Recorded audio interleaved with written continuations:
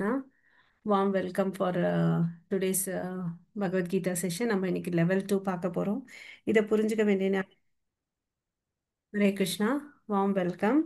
So நம்ம level 2 இன்னைக்குலேருந்து start பண்ண போகிறோம். இதை நல்லா புரிஞ்சுக்க வேண்டிய ஞானத்தை வேண்டி பகவான் கிருஷ்ணர்கிட்டயும் ஆச்சாரியார்கிட்டயும் நம்ம பிரார்த்தனை பண்ணிக்கலாம். ஓம் நமோ பகவதே வாசுதேவாய. ஓம் நமோ பகவதே வாசுதேவாய. ஓம் நமோ பகவதே வாசுதேவாய. ஓம் அஜ்ஞானதிமிரந்தஸ்ய ஞானாகர்ஷலாகயா சக்ஷுருன்மிலிதம் येन तस्मै श्रीगुरवे नमः. श्रीचैतन्यमनोभीष्टं स्थापितं येन भूतले स्वयं रूप गदा मह्यं ददाति स्वपदान्तिकं वन्देऽहं श्रीगुरो श्रीयुधपदकमलं श्रीगुरोन् वैष्णवांश्च श्रीरूपं साग्रजातं सगगण रघुनाथान्वितं तं सजीवं सात्वैतं सावधूतं परिजनसहितं कृष्णचैतन्यदेवं श्रीराधाकृष्णपदान् सगगण ललिता श्रीविशाखान्वितांश्च हे कृष्णा करुणा सिन्धु दीनबन्धो जगत्पते गोपेश गोपिकान्त राधाकान्त नमोऽस्तु ते तप्तकाञ्चन गौराङ्गी राधे वृन्देवनेश्वरि वृषभानुसुते देवी प्रणमामि हरिप्रिये वाञ्छाकल्पतरुभ्यश्च कृपा सिन्धुभैव च पतितानां पावनेभ्यो वैष्णवेभ्यो नमो नमः. नमो ब्रह्मण्यदेवाय को ब्राह्मणहिताय च जगदिताय कृष्णाय गोविन्दाय नमो नमः. नमो महावादन्याय कृष्णप्रेमप्रदायते कृष्णाय कृष्णचैतन्य नाम्ने गौरवत्वेष नमः. गुरवे गौरचन्द्राय राधिकाय तदालय कृष्णाय कृष्णभक्ताय तद्भक्ताय नमो नमः. मुखं करोति वाचालं पङ्गुं लङ्घायते गिरिं यत्कृपातमहं वन्दे श्रीगुरुं दीनतारणम् परमानन्दं माधवं श्रीचैतन्य ईश्वरं नमः पङ्कजनाभाय नमः पङ्कजमालिने नमः पङ्कजनेत्राय नमस्ते पञ्चगाङ्ग्रहे कृष्णाय वासुदेवाय देवकीनन्दनाय च नन्दगोपकुमाराय गोविन्दाय नमो नमः. कृष्णाय वासुदेवाय देवकीनन्दनाय च नन्दगोपकुमाराय गोविन्दाय नमो नमः.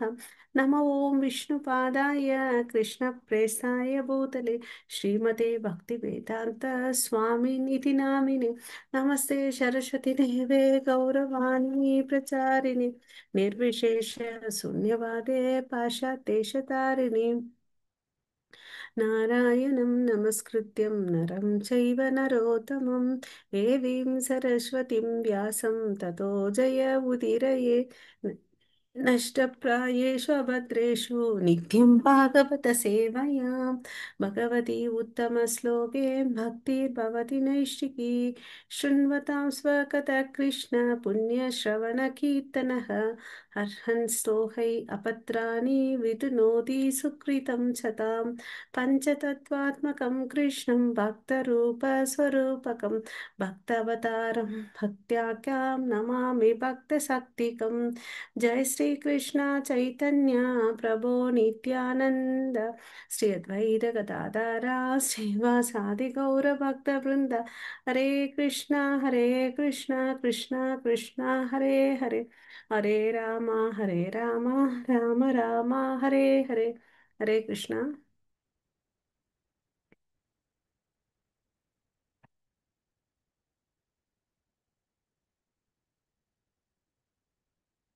மாதாஜி இப்போ ஸ்லைடு தெரியுதுங்களா? சனிதா மாதாஜி. தெரியுது மாதாஜி. ஓகே. ஹரே கிருஷ்ண மாதாஜி. ஹரே கிருஷ்ணா. தெரியுது. ஓகே. வாய்ஸ் கிளியரா இருக்குல்ல மாதாஜி? கேக்குது தானே? கிளியரா இருக்குது, கேக்குது. ஸோ நம்ம இன்னைக்கு கிருஷ்ணருடைய கருணையால் நம்ம வந்து பார்த்திங்கன்னா அந்த லெவல் ஒன்னை கம்ப்ளீட்டாக சக்ஸஸ்ஃபுல்லாக முடிச்சுட்டு லெவல் டூக்கு போயிருக்கோம் இல்லைங்களா. இது கடவுளுடைய காரணமற்ற கருணையால் நம்ம லெவல் டூ என்ட்ரி ஆயிருக்கோம். அதே மாதிரி இதை முடிச்சுட்டு நெக்ஸ்ட் லெவலுக்கு போகணும் இல்லைங்களா. அதுக்கு தேவையான ஞானத்தை அவர்கிட்ட பிரார்த்தனை பண்ணிக்கணும். Okay. So warm welcome, congratulation உங்களுக்கு எல்லாருக்கும். நீங்கள் எல்லாம் வந்து ஃபர்ஸ்ட் லெவல் சக்ஸஸ்ஃபுல்லாக முடிச்சிட்டீங்க. ஓகேங்களா. So warm welcome. Okay. So நம்ம இதில் ஏன் நம்ம சில லெவல்களை வச்சுருக்கோம், ஏன் ஒரேடியாக நம்ம படிக்கிறது இல்லைன்னு பார்த்தீங்கன்னா, கீதை பாடத்தை புரிந்து கொள்வதில் நிலைகள் ஏன், அது கேள்வி. எனது புத்தகங்களில் கிருஷ்ண உணர்வின் தத்துவம் முழுமையாக விளக்கப்பட்டுள்ளது. அதனால் உங்களுக்கு புரியாதது ஏதேனும் இருந்தால் நீங்கள் மீண்டும் மீண்டும் படிக்க வேண்டும். தினமும் படிப்பதன் மூலம் அறிவு உங்களுக்கு வெளிப்படும். இந்த செயல்முறையின் மூலம் உங்கள் ஆன்மீக வாழ்க்கை வளரும். ஸோ பிரபுபாதா என்ன சொல்லியிருக்காருன்னு பார்த்தீங்கன்னா, இந்த பகவத்கீதை ஒரு நாள் வச்சு படித்து நம்ம புரிஞ்சிக்க போகிறது இல்லை. அதை வந்து என்ன பண்ணணும், டெய்லி படிக்கணும் அப்படின்னு சொல்லியிருக்காரு. தினமும் படிப்பதன் மூலம் என்ன நன்மை கிடைக்கும்னு பார்த்தீங்கன்னா, நமக்கு வந்து அறிவு வளரும். ஸோ அப்போ வந்து என்ன பண்ணும், என்ன அடுத்த நிலைமை என்ன, நம்ம என்னென்ன செயல்களை வந்து செய்யணும் ஆன்மீக வாழ்க்கைக்கு உதவும் அப்படின்னு சொல்றாங்க. அதுக்கு தான் காரணம் ஏன் நம்ம டிஃப்ரெண்ட் லெவல் ஒன் இருந்து லெவல் 5 வரை ஏன் பகவத்கீதை வந்து பிரித்து பிரித்து சொல்லி கொடுக்குறாங்கன்னா இதுக்கு தான் காரணம். அப்புறம் வந்து இதுக்கு வந்து லெவல் டூக்கு வரணும்னா என்ன முன் தேவை பார்த்தீங்கன்னா, இன்னும் ஒரு ரவுண்ட் மகா மந்திரம் பண்ணணும். அதாவது 108 முறை நாம ஜபம் பண்ணணும். ஓகேங்களா. அதாவது வினாடி குயிஸ் வந்து அட்டன் பண்ணியிருக்கீங்களா மாதாஜி? அரே, ஆமா மாதாஜி. சூப்பர் ஹரே மாதாஜி. கிருஷ்ண மாதாஜி. அப்போ நமக்கு ம். சர்டிஃபிகேட் கிடைக்கும். லெவல் ஒன் உங்கள் பேர் போட்டு முடிச்சு கம்ப்ளீட்டாக வரும். ஓகேங்களா. அதுக்கு அடுத்தது எப்படியும் நீங்கள் ஆமா 2 ஆமா மாதாஜி. பண்ணியிருக்கீங்க. ஆ, இப்ப எனக்கு குட்ஸுக்கு வந்துச்சு. வந்துருச்சுங்களா? ஓகே. ஆமா, வந்துச்சு. கங்க்ராட்ஸ் ஹரே மாதாஜி. கிருஷ்ணா. ஸோ இது தேங்க்யூ. வந்து மினிமம் ஒரு ரவுண்டு பண்ணணும். ஒரு ரவுண்டுனா நமக்கு தெரியும் 108 முறை. பட் நீங்கள் வந்து 2 ரவுண்டே பண்ணுறீங்க. ஓகேங்களா. ஸோ பெஸ்ட் அது. ஓகேவா. ஸோ இதை கிளாஸ் கேட்குறது மாத்திரம் இல்லாமல் நம்ம வந்து உட்காந்துட்டு படிக்கவும் செய்யணும். அப்போ தான் நமக்கு வந்து ஹெல்ப் ஆகும். ஓகேங்களா. ஸோ இப்போ நம்ம சங்கல்பம் எடுத்துக்கலாம். நான் சொல்கிறத நீங்கள் திருப்பி செய்யுங்க மாதாஜி. ஓகேங்களா. நான் ஒவ்வொரு நாளும் ஹரே கிருஷ்ண மகா மந்திரத்தை ஒரு சுற்று ஜபிப்பேன். ஹரே கிருஷ்ணா. நான் ஒவ்வொரு நாளும் ஹரே கிருஷ்ண மகா மந்திரத்தை ஒரு சுற்றி ஜெபிப்பேன். நம்ம இங்க 2 போட்டுக்கலாம் மத்தாஜி. ஏன்னா நம்ம லெவல் 2ல இருக்கோம் இல்லையா, அதனால 2 போட்டுக்கலாம். 2 சுற்று ஜெபிப்பேன். 2 சுற்றி ஜெபிப்பேன். நான் கீதா வகுப்புகளில் தவறாமல் கலந்து கொள்வேன். நான் கீதா வகுப்புகளில் தவறாமல் கலந்து கொள்வேன். வகுப்புகளின் போது விவாதங்களில் தீவிரமாக பங்கேற்பேன். வகுப்புகளின் போது விவாதங்களில் தீவிரமாக பங்கேற்பேன். வகுப்புகளில் சாட் சாட் பாக்ஸ், வாட்ஸ்அப் போன்றவற்றில் நான் கண்டிப்பான செய்தி அனுப்பும் நெறிமுறைகளை பின்பற்றுவேன். வகுப்புகளின் போது விவாதங்களில் சேட் மற்றும் வாட்ஸ்அப். வாட்ஸ்அப்பில் போன்றவற்றில் நான் கண்டிப்பான செய்தி அனுப்புவேன். நெறிமுறையான செய்தி, நெறிமுறைகளை நம்ம பின்பற்றணும். எல்லா விஷயத்தையும் நம்ம அங்கே போடக்கூடாது இல்லைங்களா. ஏன்னா நமக்கு ஒரு டிசிப்ளின் வேணும் இல்லைங்களா, அதுக்கோசம் இது சொல்றது. ஓகே. ஸோ அப்புறம் வந்து பார்த்தீங்கன்னா இந்த கோர்ஸ் எல்லாம் வந்து பார்த்தீங்கன்னா ஃப்ரீயாக தான் நம்ம இஸ்கான் மங்களூர் நாமனீஷ் தாஸ் பிரபு வந்து அரேஞ்ச் பண்ணியிருக்காரு. ஓகேங்களா. எல்லாருமே வாலண்டியர்ஸாக வந்து தான் சேவை பண்ணுறாங்க. இதில் எந்த ஒரு சார்ஜும் பண்ணுறதில்ல. அந்த பாயிண்ட் நம்ம கிளியராக வச்சுக்கணும். யாராவது இதுக்கு சொல்லி காசு கேட்டாங்கன்னா இந்த கோர்ஸ் ஃபீஸ்ன்னு ஒன்றுமே இல்லை, அதை ஞாபகம் வச்சுக்கோங்க. அதே பக்தர்கள் விருப்பப்பட்ட பில்டிங் வந்து கன்ஸ்ட்ரக்ஷன் ஆயிட்டு இருக்குது, இல்லை கோசாலை இருக்கு, இல்லை நான் வந்து ஸ்ரீ ஸ்ரீ ராதா கோவிந்துக்கு இந்த சேவை பண்ணணும், அது மாதிரி ஏதாவது விருப்பப்பட்ட அன்னதானம் நடந்துட்டு இருக்குது. இதுக்கு ஏதாவது விருப்பப்பட்ட நீங்களா வந்து ஏதாவது டொனேஷன் கொடுக்கலாம். அதுக்கு லிங்க் இங்கே இருக்கு. ஓகேங்களா.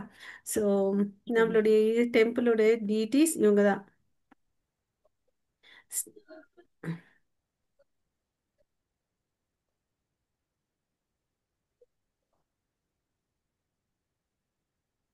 ஸோ ஸ்ரீ ஸ்ரீ ராதா கோவிந்தன் தான் நம்மளுடைய டெம்பிளோட டெய்டி. ஓகேங்களா. ம். ஸோ இந்த இது தெரியுது இல்லைங்களா. இப்போ இது வந்து இன்னர்வேட் புதுசாக கட்டி பிரதிஷ்டாபனம் பண்ணியிருக்கிற டெம்பிள் இது. ஓகேங்களா. ஸோ ஸ்ரீ ஸ்ரீ ராதா கோவிந்தன், ராதா கிருஷ்ணா, அப்புறம் நித்தாய், கௌர நித்தாய், பஞ்சதத்வா, கோஸ்வாமிகள், குரு பரம்பரை, எல்லாரையும் நம்ம பார்க்கலாம். ஸ்ரீல பிரபுபாதா, அப்புறம் இங்க இருக்கிற நம்ம டெம்பிள் பிரசிடென்ட் நாமனேஷ தாஸ். ஓகேங்களா? ஸோ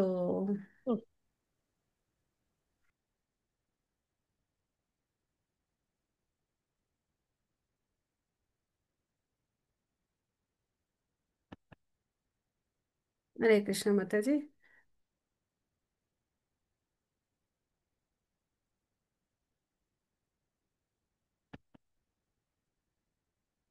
ஆ மாதாஜி இது படிக்கிறீங்களா? சர்வோபனிஷத்தோ. ஹரே கிருஷ்ணா. சர்வோ பதனிஷதோ கவோ டோக்தா ஹோ பால நந்தனக பார்த்தோ வத்சக் சுதீர் போக்தா சுதீதம் துக்தம் கீதாங்க. கீதா கீதர் கீதர்மதம் மகத். ம். ஹரே கிருஷ்ணா. இதுல என்ன, இது வந்து கீதோ மகாத்மியம். இது இந்த கீதனுடைய சிறப்பு வந்து சங்கராச்சாரியார் சொல்லி மாதாஜி போயிருக்கார் இல்லைங்களா? ஹரே கிருஷ்ணா. அது மாதாஜி அது டவுட். ஹரே கிருஷ்ணா மாதாஜி. இது நம்ம ரீட் பண்ணும்போது தப்பு வருது இல்ல மாதாஜி, அது தப்பு படிச்சா என்ன மத்தாச்சு என்ன நம்ம அது? வேணுமத்துக்கே பண்ணல இல்லைங்களா? நம்ம வந்து நமக்கு தெரியல, நம்ம பிரயத்தனம் பண்றோம், அதனால தவறுகள் வராது. நம்மளோட இன்டென்ஷன் வந்து கிருஷ்ணருக்கு தெரியும். நம்ம தெரிஞ்சு இங்க தவறு பண்ணல, கத்துக்கிறதுக்கு முயற்சி பண்ணும்போது தவறுகள் வரும், அது சகஜம். இப்போ ஒரு சின்ன குழந்தை இருக்குன்னு வச்சுக்கோங்க மாதாஜி, எடுத்த உடனே அது நடக்குதா மாதாஜி? இல்ல இல்ல. இல்லையா? 4 கால்ல போகுது இல்லையா? அதுக்கு அடுத்தது செவுத்த புடிச்சு ஏறுது, விழுது, நடக்குது இல்லையா? அதனால அது தப்பு இல்லை. So okay Krishnan Mataji. நம்மளுடைய இன்டென்ஷனை தான் பார்ப்பார். நம்ம முயற்சி பண்றோமா, நமக்கு தெரிஞ்ச அறிவை வச்சுட்டு சைத்தன்ய மகாபிரபு என்ன சொல்றாருன்னா, பாரத தேசத்துல பிறந்தவங்க ஒருத்தர் ஒருத்தரும் குரு ஆகணும், டீச்சர் ஆகணும்னு சொல்றாரு. ஏன்னா கிருஷ்ண பிரச்சாரத்தை எடுத்துட்டு போய் எல்லாருக்கும் கொடுக்கணும்னு சொல்லிட்டு சொல்றார். ஓகேங்களா? அப்ப என்ன ஆகும், அவங்கள வந்து எல்லாருக்கும் கிருஷ்ண உணர்வு வரும். அப்ப அந்த கொடுக்கணும்னா அவர் எந்த ஸ்தானத்துல இருக்கணும்? குரு. அதாவது கீதையில என்ன சொல்லியிருக்கோ அதை எடுத்துட்டு போய் நீ எல்லாருக்கும் சொல்லுன்னு அப்படின்னு தான் சொல்லியிருக்கார். ஓகேங்களா? அதை பத்தி நம்ம ஓகே. கவலைப்பட தேவையில்லை மாதாஜி. ஹரே கிருஷ்ணா. எல்லா உபநிடங்களும் ஒரு பசுவை போன்றது. அந்த பசுவின் பால் கறப்பவர் நந்தரின் மகனான பகவான் ஸ்ரீ கிருஷ்ணர். இந்த கன்றுக்குட்டி யாரு? அர்ஜுனன். ஓகேவா? கீதையின் அழகான அமிர்த பாலை வந்து குடிக்கிறது யாருன்னு பாத்தீங்கன்னா அர்ஜுனன். அப்போ அன்னைக்கு வந்து பாத்தீங்கன்னா குருஷேத்திர போர்ல வந்து பகவத்கீதை வந்து கிருஷ்ணர் சொன்னார் இல்லையா? கிருஷ்ணர் வந்து பாத்தீங்கன்னா பால் கறக்கக்கூடிய இடைச்சிறுவன். பசு வந்து எது பாத்தீங்கன்னா வேதங்கள், வேதங்களுடைய சாராம்சம், எல்லா உபநிஷதங்களுடைய சாராம்சம் தான் வந்து பகவத்கீதா. ஓகேவா? இதுல வந்து பாத்தீங்கன்னா யாரால புரிஞ்சுக்க முடியும்னு பாத்தீங்கன்னா, நுட்பமான ஆஸ்திக புத்தி கொண்டவர்கள் வந்து அதிர்ஷ்டசாலியான பக்தர்கள். அந்த பாலை குடிச்சிட்டு, அமிர்தமான பாலை குடிச்சிட்டு என்ன பண்ணாங்க? சந்தோஷம் அடையிறாங்க. ஓகேங்களா? ஸோ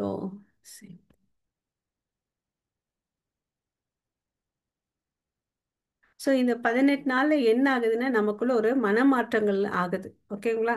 ஸோ ஆழ்நிலை அறிவு என்பது வெட்டப்படாத வைரத்தை விலை மதிப்பற்ற ரத்தினமாக மாற்றுவது, மெருகூட்டுவது போன்றதாகும். அது ஒரு டைமண்டை வச்சுட்டு நம்ம ஏதாவது பண்ண முடியுமா? ஒன்றும் பண்ண முடியாது. அதே வந்து நல்லா கட் பண்ணி நமக்கு என்ன சைஸில் வேணுமோ அதை மாதிரி கட் பண்ணிட்டு நம்ம என்ன பண்ணலாம்? அதை வந்து மோதிரத்தில் பதிய வச்சுக்கலாம், இல்லை நம்ம கம்பலில் பதிய வச்சுட்டு அணிகலனா அணிஞ்சுக்கிட்டு அப்போ அதுக்கு விலை மதிப்பு இல்லைங்களா? ஸோ அது மாதிரி நமக்கு கடவுள் கொடுத்துருக்க அறிவை வந்து எப்போ பகவத்கீதை எல்லாம் படித்து பண்படுத்தினா வந்து அது வந்து சிறப்புன்னு அப்படின்னு சொல்கிறாங்க. ஸோ நம்ம வாழ்க்கையோட ஹையஸ்ட் கோலே என்ன? பாகவத தர்மம். அதில் என்ன சொல்லியிருக்காங்க? வேதங்களை படிக்கணும்னு சொல்லியிருக்காங்க. ஓகேங்களா? ஸோ இதை நம்ம பார்த்துருக்கோம். ஃபர்ஸ்ட் வந்து இது பார்த்தீங்கன்னா ஃபர்ஸ்டோட அத்தியாயம் வந்து பார்த்தீங்கன்னா அர்ஜுன விஷாத யோகம். ஓகேங்களா? இது வந்து பகவத்கீதையோட முதல் அத்தியாயம். குருஷேத்திர போர்க்களத்தில் படைகளை கவனித்தல். ஓகேங்களா? ஸோ இது வந்து யார் எழுதியிருக்காங்கன்னு பார்த்தீங்கன்னு வச்சுக்கோங்களேன், இஸ் டிவைன் கிரேஸ் ஏசி பக்தி வேதாந்த சுவாமி ஸ்ரீல பிரபுபாதா. அவர் தான் வந்து இஸ்கானுக்கு வந்து ஃபவுண்டர் ஆச்சார். இஸ்கான்னா என்ன? International society for Krishna consciousness, அகில உலக கிருஷ்ண உணர்வு இயக்கம். இல்லையா? ஸோ அவர் என்ன நமக்கு கொடுத்துருக்காருன்னு பார்த்தீங்கன்னா பகவத்கீதை உண்மை உருவில்ன்றத கொடுத்துருக்காரு. இங்க மொத்தம் எத்தனை ஸ்லோகங்கள் இருக்கு? ஓகே, பார்த்தீங்கன்னா 46 இருக்கு. அதை வந்து பார்த்தீங்கன்னா நாலா பிரிச்சிருக்காங்க. அதாவது முதல் 11 ஸ்லோகங்கள் வந்து பார்த்தீங்கன்னா தர்மக்ஷேத்திரத்தின் ஆஹ், குருஷேத்திரம். ஏன் வந்து அந்த தர்மக்ஷேத்திரத்தை வந்து குருஷேத்திரன்றாங்க? அங்க படைகள் எப்படி இருக்குன்றத பார்க்க போறோம். ரெண்டாவது பகுதியில் பார்த்தீங்கன்னா 12ல இருந்து 19 வந்து பாண்டவர்களுடைய வெற்றிக்கான அறிகுறிகள். ஆரம்பிக்கவே இல்லை சண்டை, பட் இங்க என்ன சொல்றாங்க? வெற்றியின் அறிகுறிகளை பத்தி சொல்றாங்க. அதுக்கு அடுத்தது மூன்றாவது பிரிவு பாத்தீங்கன்னா 20ல இருந்து 27 பக்குவ பக்தவத்சல கிருஷ்ணரை பத்தி சொல்றாங்க. அதுக்கு அடுத்தது 28ல இருந்து 46 வந்து பாத்தீங்கன்னா அர்ஜுனன் வந்து தயக்கம் அடைகிறார். ஒரு சத்திரியனா இருந்தா கூட அங்க வந்து பாத்தீங்கன்னா அவருக்கு தயக்கம் இருக்குது, சண்டை போடாம அப்படின்னு சொல்லிட்டு, இல்லைங்களா? சோ இங்க வந்து பாத்தீங்கன்னா இந்த பகவத்கீதா ஆஸ் இட் இஸ்ல பிரபுபாதா வந்து கமெண்டரி எழுதியிருக்காரு. யாருடைய கமெண்டரி பேசிஸ்ல எழுதியிருக்காரு, யாருடைய கமெண்டரி எங்க கோட்பாடு பண்ணியிருக்காருன்னு பார்த்தீங்கன்னா 4 பேர்கிட்ட இருந்து எடுத்திருக்காரு. யார் யாருன்னு பார்த்தீங்கன்னா ஸ்ரீ பலதேவ் வித்யாபூஷன், ஸ்ரீல விஸ்வநாத் சக்கரவர்த்தி தாக்கூர், ஸ்ரீல ஸ்ரீதர சுவாமி, ஸ்ரீபாத ராமானுஜாச்சார, இவங்க 4 பேர்கிட்ட இருந்து இந்த கமெண்டரி எடுத்து எழுதியிருக்காங்க. ஓகேங்களா? ஸோ கீதைன்றது வந்து பார்த்தீங்கன்னா நம்மளுடைய கையேடு, ஒரு லைஃப் மேனுவல், ஒரு அடிப்படை நடைமுறை பிரசங்க புத்தகம். எப்படி நம்ம ஒரு வாஷிங் மிஷினோ ஒரு மொபைலோ வாங்கினா அதில் ஒரு மேனுவல் கைடு இருக்கு இல்லையா? அது மாதிரி இந்த சரீரத்தை வந்து இந்த வாழ்க்கையை வந்து எப்படி வாழணும்னு சொல்லிட்டு நமக்கு ஒரு வழிகாட்டியா இருக்குது தான் வந்து இந்த பகவத்கீதை. ஓகேங்களா? ஸோ ஒருவர் பகவத்கீதை உள்ளும் வெளியுமாக இருந்து படிக்க வேண்டும். அது நமது வெளிப்புற செயல்பாடுகளை நிர்வகிக்க உதவும். ஸோ நம்ம என்ன செய்யணும், செய்யக்கூடாதுன்றதை வந்து அது நிர்வகிக்குது. சரிங்களா? தத்துவத்தின் ஓட்டத்தை ஒருவர் புரிந்து கொள்ள வேண்டும். தனித்தனியாக அல்ல, ஒன்றிணைந்த அழகு ஒன்றாக பொருந்துகிறது. ஸோ இது என்ன பண்ணணும், இந்த தத்துவத்தை வந்து நம்ம கரெக்டாக புரிஞ்சுக்கணும். அவர் என்ன இன்டென்ஷன்ல ஏன் இதெல்லாம் சொல்லிட்டு வராருன்றத வந்து கரெக்டாக புரிஞ்சுக்கிட்டா நமக்கு வந்து ரொம்ப ஹெல்ப்ஃபுல்லாக இருக்கும். அதுக்கு வந்து தகுந்த நபர்கிட்ட போயிட்டு நம்ம கற்றுக்கணும். ஓகேவா? கிருஷ்ணர் கருணை வந்து பாத்தீங்கன்னா ரொம்ப காரணமற்ற கருணை இல்லையா? கிருஷ்ணர் ஏன் வந்து இங்க சொல்றாரு இல்லையா? ஏன் வரணும் அவரு? பகவத்கீதை எங்க வந்து நடுவில் வச்சிருக்காங்கன்னு பார்த்தீங்கன்னா நமக்கெல்லாம் தெரியும். ரெண்டு இதிகாசங்கள் இருக்கு, மகாபாரதம் அண்ட் ராமாயணம். மகாபாரதம் வந்து பார்த்தீங்கன்னா வேதவியாசர் கதை வடிவமா மக்களுக்கு கொடுத்தார் இல்லையா? அந்த அந்த மகாபாரதத்தில் நடுவுல தான் வந்து பார்த்தீங்கன்னா பகவத்கீதை இருக்கு. ஸோ இந்த புராணங்கள்லாம் வேதங்கள்லாம் படிச்சு புரிஞ்சுக்கிற அளவுக்கு ஞானம் இல்லாத இருக்கிறவங்க இருக்கிறாங்க. பிராமணர்கள் அதெல்லாம் வந்து வேதங்களை புரிஞ்சுக்க முடியும். கற்றறியாத பாமரர்கள், பெண்கள், சூத்திரர்கள், அறிவில் குறைந்தவர்களுக்கெல்லாம் இதெல்லாம் புரியாது. அவங்களுக்கு என்ன புரியும்? சிம்பிளா ஒரு ஸ்டோரி சொன்னா புரியும், இல்லைங்களா? அது மாதிரி இந்த கடை வடிவத்துல வந்து மகாபாரதம் வந்து கொடுத்துருக்கா. அந்த மகாபாரதத்துல நடுவுல ஒரு பர்வதம் தான் வந்து பாத்தீங்கன்னா பகவத்கீதை இல்லையா? சோ அர்ஜுனன் வந்து பாத்தீங்கன்னா இதை வந்து சங்கராச்சாரியார் கீதையை அமிர்த நதி என்று வர்ணிக்கிறார். ஏன் இதை வந்து அமிர்த நதின்னு சொல்றாரு? ஏன் நம்ம வந்து நமக்குலாம் தெரியும், ஒரு புனித நதின்னு சொன்னா என்ன சொல்லுவோம்? கங்கைன்னு சொல்லுவோம், இல்லைங்களா? கங்கை வந்து பாத்தீங்கன்னா ஏன் அது புனிதமானது, சிறப்பு வாய்ந்ததுன்னு பாத்தீங்கன்னா கடவுளுடைய தாமரை திருவடியிலிருந்து வருது. அதே மாதிரி இந்த பகவத்கீதை வந்து பாத்தீங்கன்னா கடவுளுடைய தாமரை திருவாயிலிருந்து வந்த வார்த்தைகள் இல்லையா? அதனாலதான் இது வந்து அமிர்தம் அப்படின்னு சொல்லிட்டு சொல்றார். ஓகேங்களா? அர்ஜுனன் வந்து இங்க பாத்தீங்கன்னா நான் சண்டை போட மாட்டேன் சொல்லிட்டு சத்திரிய தர்மத்தை செய்யறதுக்கு வந்து மறுக்கிறார். அதுக்கு என்ன காரணம்னு பாத்தீங்கன்னா எல்லா ஜீவராசிகள்கிட்ட வந்து அவருக்கு மிக கருணையா இருந்தார். ஏன்னா அவர் வேதங்களை படிச்சு நல்லா புரிஞ்சிருக்கார் இல்லையா? சோ இந்த குழப்பமான இருக்கிற சமயத்துலதான் வந்து கிருஷ்ணர் வந்து தன்கிட்ட சரணடைந்த பக்தன் கிட்ட வந்து பேசுறார், இல்லைங்களா? சோ இப்போ வந்து இந்த குருவோட ஃபேமிலியோட ஃப்ளோ சார்ட் பார்த்துக்கலாம். குரு ஃபேமிலி வந்து பார்த்தீங்கன்னா நமக்கு தெரியும், சாந்தானு கங்கை கல்யாணம் பண்ணிக்கிறாங்க. அவங்க வந்து நிறைய குழந்தைய கொன்னுடுவாங்க. பட் கடைசியில் அவருக்கு வந்து பார்த்தீங்கன்னா பீஷ்மா தான் இருப்பாங்க. ஏன்னு கேட்டோன்னே அவங்க அவங்கள விட்டு கிளம்பி போயிடுவாங்க. நிபந்தனையோடு தான் கல்யாணம் பண்ணிப்பார் சாந்தனு கங்கா தேவியை. அதாவது அஷ்ட வசுக்கள் வந்து பாத்தீங்கன்னா சாபத்தால வருவாங்க. ஓகேங்களா? சோ இது நான் என்ன பண்ணாலும் நீ கேட்க கூடாதுன்னு கங்காதேவி வந்து கல்யாணத்துக்கு முன்னாடி சொல்லுவாங்க. சரி, இவங்களும் அமைதியா இருப்பாங்க. பார்த்தா எல்லா குழந்தையும் பிறந்தோடனே எடுத்துட்டு போயிட்டு நதியில போட்டுட்டாங்க. ஓகே. சோ கடைசியா அவர் கேட்கிறாரு, இது முடியாம கேட்கிறாரு. அப்பதான் அந்த பீஷ்மாவை கொடுத்துட்டு அவங்க போயிடுவாங்க. ஓகே. அதுக்கு அடுத்தது வந்து சாந்தனு வந்து மறுபடியும் இன்னொருத்தவங்களை கல்யாணம் பண்ணிக்கிறாங்க. அது யாருன்னு பாத்தீங்கன்னா சத்தியவதி. சத்தியவதி யாருன்னு பாத்தீங்கன்னா மீன்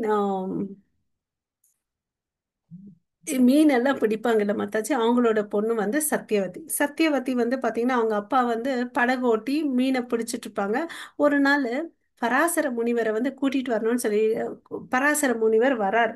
ஏதாச்சும் அன்னைக்குன்னு பாத்தீங்கன்னா சத்தியவதி தான் வந்து அந்த படகை ஓட்டிட்டு போறாங்க. அப்போ வந்து ஒரு நல்ல சமயம் வருது. அந்த சமயம் இருக்கு. அந்த சமயம் வந்து பாத்தீங்கன்னா நல்ல முகூர்த்தம்.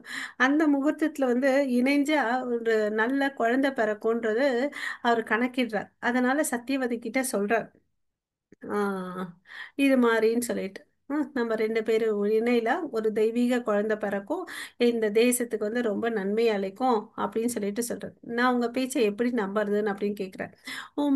மச்சக்கன்னி அவங்க வந்து பாத்தீங்கன்னா மீனெல்லாம் பிடிக்க மீனவர் கூட்டத்தை சேர்ந்தவங்க. அவங்க உடம்பு மேல என்ன இருக்கும்? அந்த மீனோட கவுச்சு வாசனை இருக்கும் இல்லையா? சோ அதை வந்து இல்லாம பண்றார். ஓகேங்களா?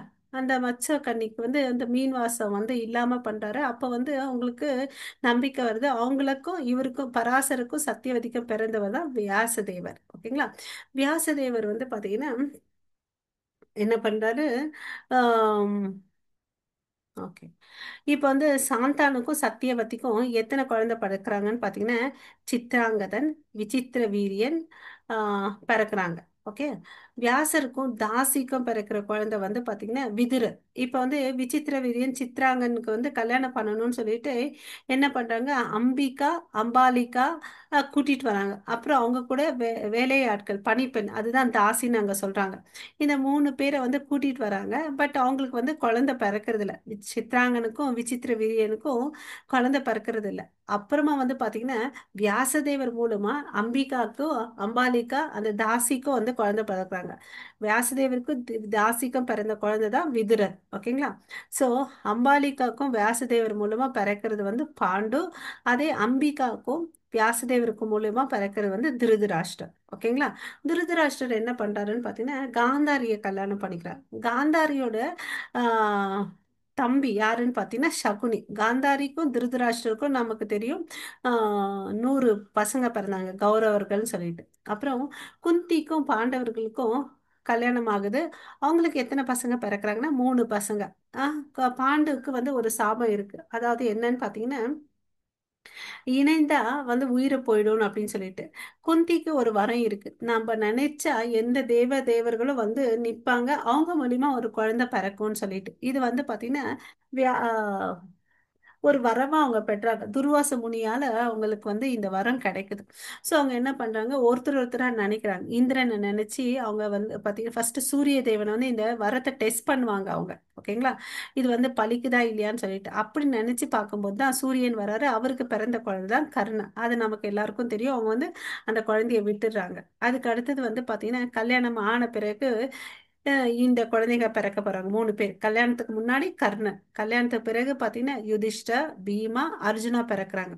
அப்புறம் உனக்கு இந்த சக்தி இருக்கு இல்லையா, மாதுரிக்கும் அந்த வரத்தை குழுன்னு அப்படின்னு சொல்றாங்க. அப்போ வந்து அஸ்வினி குமாரர்களை நினைச்சு பிறக்கிற குழந்தை தான் வந்து நகுலா சகாதேவா. ஓகேங்களா?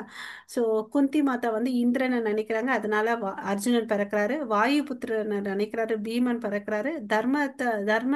தர்மனை நினைக்கிறாரு. அதனாலதான் யுதிஷ்ட மகாராஜா வந்து பிறக்கிறார். ஓகே. இதுதான் பாண்டவர்கள். ஓகே. சோ இது நம்ம தெரிஞ்சுக்கணும். ஓகே. அப்புறம் இம்பார்ட்டன்டா அர்ஜுனனுக்கும் ஆம், சுபத்ரா தேவிக்கும் பிறந்த குழந்தை யாருன்னு பாத்தீங்கன்னா அபிமன்யு.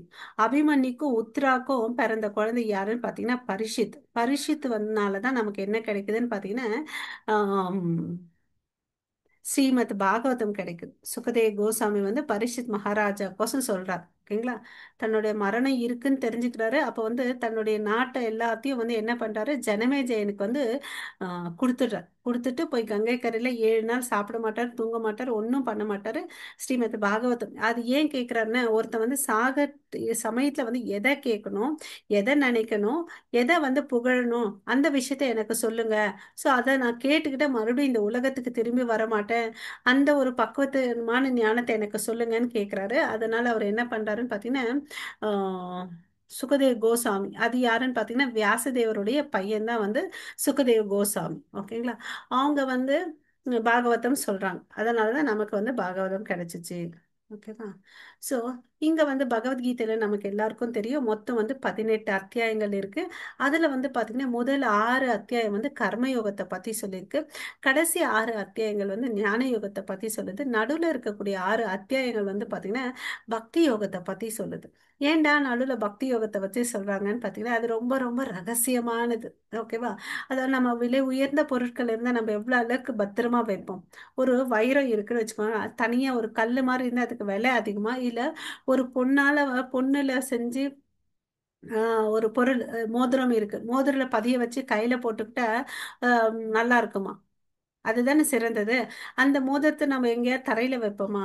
அதுக்குன்னு ஒரு பாக்ஸ்ல வைப்போம் இல்லைங்களா? அந்த பாக்ஸுக்கு கீழே ஒரு மூடி இருக்கும், மேலே ஒரு மூடி இருக்கும், நடுவுல பத்திரமா வைப்போம் இல்லைங்களா?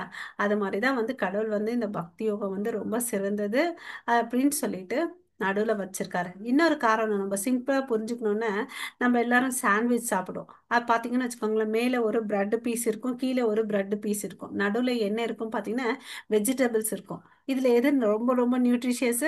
அந்த வெஜிடபிள்ஸ் தான் ரொம்ப நியூட்ரிஷியஸ் இல்லையா? அது மாதிரி பகவத்கீதை தான் ரொம்ப ரொம்ப சிறந்தது. அதுன்றதை நம்ம புரிஞ்சுக்கணும். ஓகேங்களா?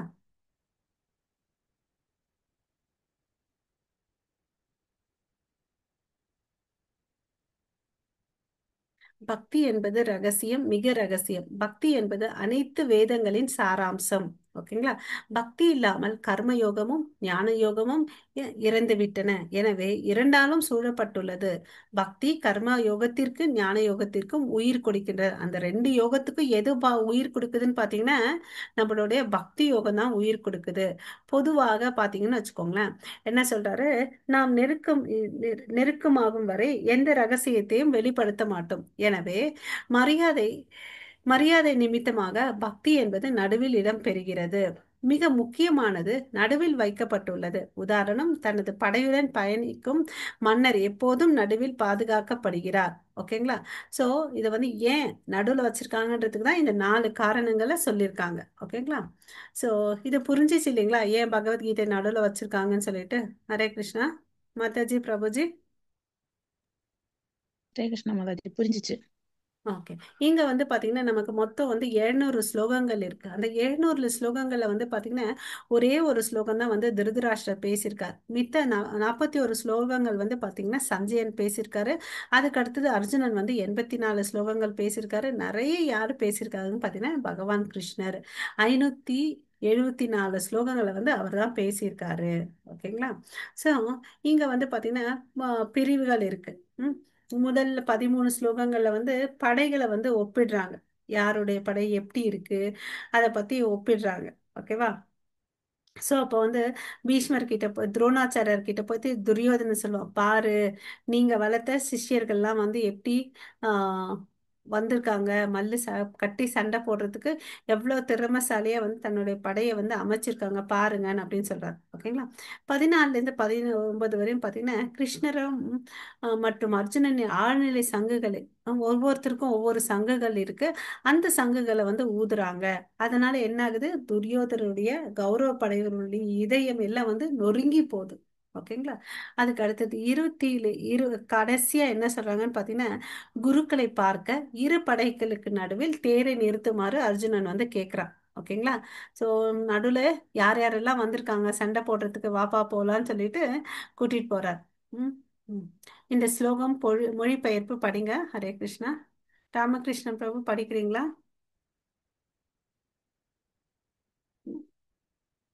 படிக்கிற மாதாஜி.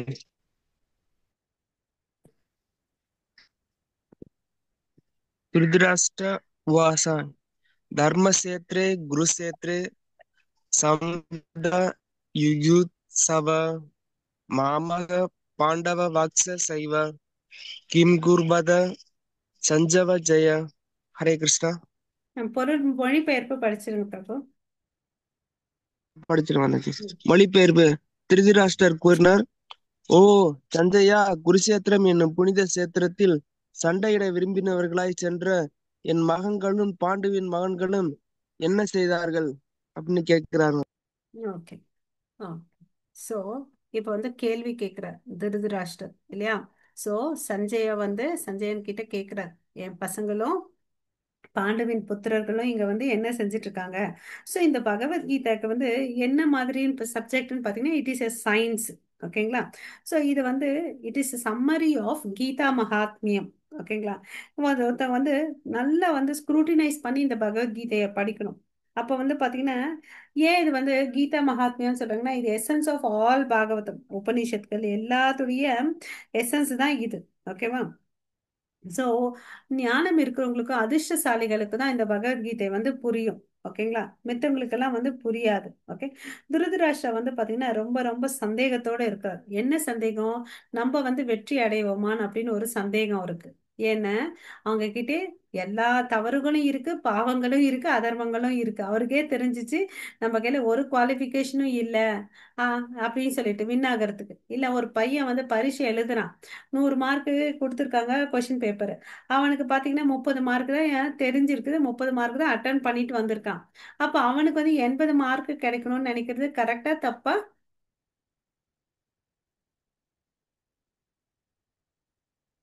நப்ப ஆசை இல்லையா?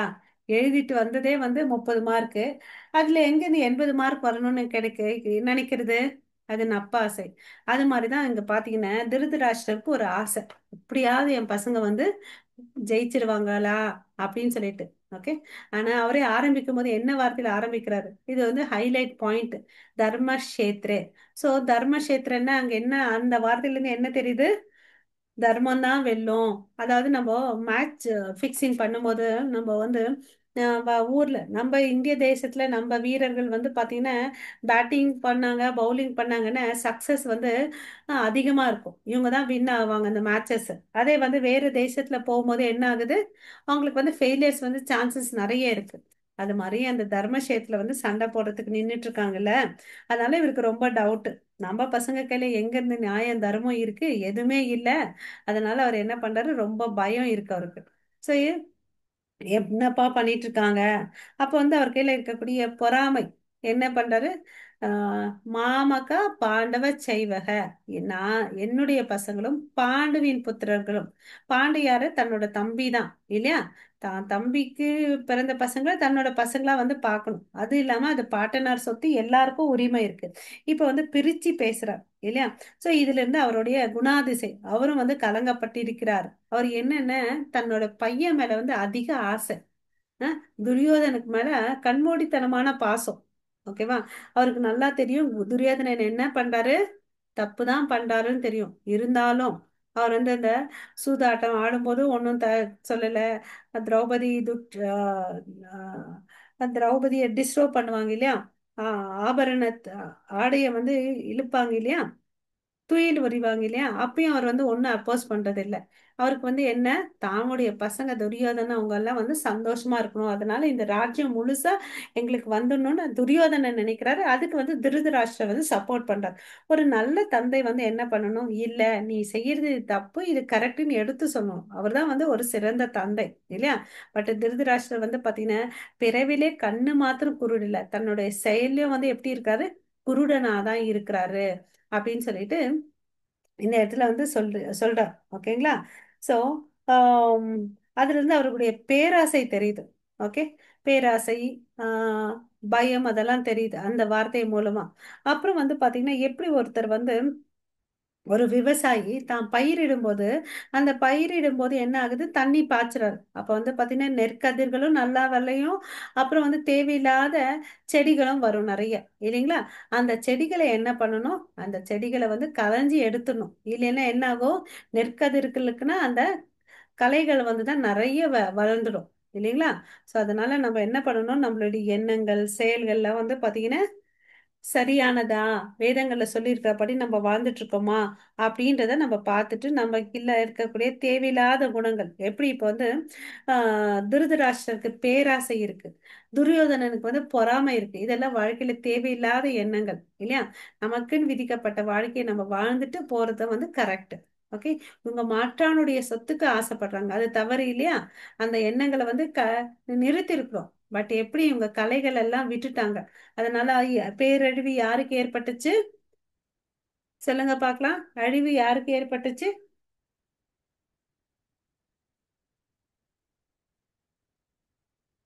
ஹரே கிருஷ்ணா. திருதராஷ்டருக்கு ஆ, சூப்பர், ஹரி போல். ஓகேவா? அவங்க அந்த 100 பேர் இருந்தா கூட யாருமே இல்லை இல்லையா? பட் கடவுள் வந்து பாத்தீங்கன்னா பாண்டவர்கள் 5 பேர் தான் இருந்தாங்க. பட் 5 பேரையும் உயிரோட காப்பாத்தினார் இல்லையா? அப்புறம் பாத்தீங்கன்னா இவங்க கிட்ட படைகள் அவ்வளோ இல்லை, இருந்தாலும் அவங்க என்ன பண்ணாங்க? இவங்க தான் வெற்றி பெற்றாங்க. ஸோ கடவுள் எந்த பக்கம் இருக்கிறாங்க அங்கதான் வந்து வெற்றின்றதை நம்ம தெரிஞ்சுக்கணும். ஓகேவா? ஓகே. சனிதா மாதாஜி, இந்த ஸ்லைடை படிங்க மாதாஜி. ஹரே கிருஷ்ணா. சண்டையிடாத இயல்பான போக்கு போர் நடக்காமல் போகலாம். ராஜ்யத்தை ஆள வேண்டும் என்ற சுயநல விருப்பத்தை பூர்த்தி செய்ய முடியாது. திருதராஷ்டிரர் பாண்டவர்களை குருக்களிடமிருந்து ஒரே குடும்பம் மமக வேறுபடுத்துகிறார். உயிர் பற்றிய உடல் ரீதியான கருத்தை அறியாமை. ஹரே கிருஷ்ணா. ஸோ இது ஸோ இங்க என்ன சொல்றாரு, ராஜ்யம் வந்து தன்னுடைய சுயநலத்துக்கோசம் தான் வந்து உட்காரணுன்ற ஒரு பேராசைனால நப்பாசைனால ஆக்சுவலி அவருக்கு பார்த்தீங்கன்னா தகுதியே இல்லை. ஏன்னா அவர் வந்து ஒருத்தர் வந்து அரசன் ஆகணும்னா அவர் எல்லாத்துலயும் ஃபிட்டா இருக்கணும். பட் இவர் வந்து கண்ணே குருடா இருக்குது, அதனால அவருக்கு உட்கார்றதுக்கே தகுதி இல்லை. இருந்தாலும் அவர் அந்த அரியணையில உட்கார்ந்தார் இல்லையா? ஆ, அப்புறமா வந்து பாத்தீங்கன்னா மற்றும் அவர் வந்து என்ன பண்றாரு, மாமக்கா பாராபட்சம் பாக்குறாரு. அவருக்கு என்ன அறியாம இருக்கு? உடலும் உடல் ரீதியான கருத்தையும் அவருக்கு வந்து தெரியல, உயிரன் உடலையும் இல்லையா? ஆத்மா அந்த ஞானமே அவருக்கு இல்லை. ஓகே. ஆ, ஆ, இது படிங்க யாராவது ஒருத்தங்க. சஞ்சயன் யாருன்னு பார்த்தோம்னு வச்சுக்கோங்களேன், வியாசருடைய மகன், சாரி, வியாசருடைய மாணவன், சிஷ்யன். ஓகேங்களா? ஸோ வியாசருடைய கருணையால மேல இருக்கிற போட்டோ பாருங்க, வியாச பகவான் இருக்காரு. அவரு வந்து பாத்தீங்கன்னா தன்னுடைய சிஷ்யனுக்கு வந்து ஒரு அருள் ஆசி கொடுக்குறார். அதாவது நீ என்ன பண்ணாலும் டெலிகாஸ்ட் பண்ணலாம், எங்க என்ன செயல்கள் நடந்தாலும் அதை நீ வந்து விவரமா பார்க்க முடியும், அது சொல்லவும் முடியும் அப்படின்னு சொல்லிட்டு சொல்றார். ஸோ குருஷேத்திரம் வந்து ஏன் தர்மக்ஷேத்திரம்னு சொல்லிட்டு சொல்றாங்கன்னு பாத்தீங்கன்னா, அந்த இடத்துல மத சடங்குகள்ல வந்து செய்யப்படுகின்றன, வேத வழிபாடு ஸ்தலம். அதனாலதான் வந்து குருஷேத்திரத்தை வந்து தர்மக்ஷேத்திரம் சொல்றாங்க. ஈவன் அங்க வந்து பாத்தீங்கன்னா சொர்க்கவாசிகளுக்கு கூட குருஷேத்திர போர்க்களத்தில் முழுமுதற் கடவுள் பாண்டவர்களின் பக்கத்தில் இருந்தார். துரியோதனன் போன்ற தேவையற்ற தாவரங்களை அழித்து தர்மத்தை நிலைநாட்டினார். இந்த சண்டை எதுக்குப்பா? ஏதாவது வந்து பஞ்சாயத்து பண்ணி பேசியிருக்கலாம் இல்லையா கடவுள் அப்படின்னு சொல்லிட்டு கேள்விகள் வரும். ஆனா இங்க கிருஷ்ணர் வந்து பாத்தீங்கன்னா நமக்கு சொல்லியிருக்கார், ஏன் பவித்ராயான சாதுனாம் ஆஹ் அப்படி வினாசாய துஷ்கிருதம், எப்பெல்லாம் வந்து அதர்மம் வந்து தலை தூக்குதோ தர்மத்தை காக்க வந்து யுகம் யுகந்தோறும் நான் அவதரிப்பேன்னு சொல்லியிருக்கேன். ஸோ இங்க வந்து தர்மம் வந்து எங்க போயிருக்குது? யுதி யுதிஷ்டன் கையில வந்து தர்மம் இருக்கு.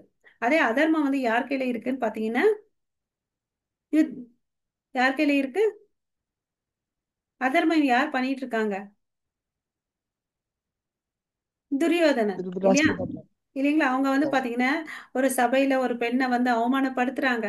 அப்புறம் வந்து பாத்தீங்கன்னா சாப்பாட்டுல விஷம் வைக்கிறாங்க. சோ எல்லா தேவையில்லாத செயல்களும் வந்து யார் பண்றது?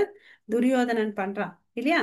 சோ அவன் வந்து தவறான, ஏன் அதெல்லாம் பண்றான்னா பொறாமை, பொறாமை பேராசை, அதனால பண்றாங்க. சோ இவர் வந்து தேவையானவரா? இவரு வந்து பாத்தீங்கன்னா ஒரே குடும்பத்துல பிறந்த ஒருத்தவங்களுக்கு வந்து இவ்வளவு அவமானம் படுத்துறாரு. அப்ப அவர் எங்கிருந்து நாட்டுக்கு ஒரு சிறந்த அரசரா இருக்க போறாங்க? அப்ப எங்கிருந்து அந்த குடிமக்கள் வந்து நல்ல ஒழுக்கத்தோடு இருக்க போறாங்க? அரசன் எவ்வழியோ மக்கள் அவ்வழி இல்லையா? எப்பவுமே வந்து ஒரு உயர்ந்த தலைவர், ஒரு உயர்ந்தவர் இருந்தா அதை வந்து நிறைய பேர் பின்பற்றுவாங்க. காமன் மேன் ஃபாலோஸ் லீடர்ஸ் இல்லையா? பொதுமக்கள் என்ன பண்ணுவாங்க, நம்மளை விட ஒருத்தவங்க பெரியவங்க இருந்தாங்க, ஒரு தலைவர் இருக்காங்கன்னு அப்படின்னு அவங்கள தான் பின்பற்றுவாங்க. ஒருத்தன் வந்து சீடி பீடி சிகரெட் பிடிக்கிறான். அப்புறம் அவர் வந்து டீச்சர் வந்து ஸ்டூடெண்ட்ஸ் கையில் சொல்றாரு, நீங்கெல்லாம் பிடிக்காதீங்கன்னு. அப்போ ஸ்டூடெண்ட்ஸ் என்ன பண்ணுவாங்க? நீங்க என்ன பண்றீங்களோ அதை தான் நாங்க பண்ணுவோம், நீங்க என்ன சொல்றீங்களோ நாங்க அதை செய்ய மாட்டோம். புரியுதுங்களா? ஸோ அது வந்து ஒரு முன்மாதிரியா இருக்கணும். பட் இவங்க வந்து தவறான விஷயங்களை பண்ணிட்டு இருக்காங்க. ஸோ இவங்களை விட்டா என்ன ஆகும்? அதர்மம் தான் தழை தோக்கும். ஸோ இதனால இவங்களை வந்து கலையை எப்படி விவசாயி பறிச்சு எடுக்கிறானோ, பிடுங்கி போடுறானோ, அது மாதிரி கிருஷ்ணர் வந்து இவங்களை வந்து கலைக்கிறார், கலைந்து எடுக்கிறார். ஓகே. ஸோ அது மாதிரி யுதிஷ்டனுக்கு அதே இந்த நாட்டை கொடுத்தா அவன் தர்மம் பக்கத்துல இருக்கிறான். அதனால அந்த நாட்டை வந்து செவ்வனே ஆட்சி பண்ணுவான்னு சொல்லிட்டு இந்த மகாபாரத போர் இந்த இடம் வந்து நடக்குது. ஓகேங்களா? ஸோ அவர் திருதராஷ்டிரருக்கு வந்து பார்த்தீங்கன்னா நிறைய காரணம் இருக்கு. அவருக்கு தெரியும் நம்ம கையில ஒரு தர்மமும் இல்லை அப்படின்னு சொல்லிட்டு, இருந்தாலும் ஒரு நப்ப ஆசை.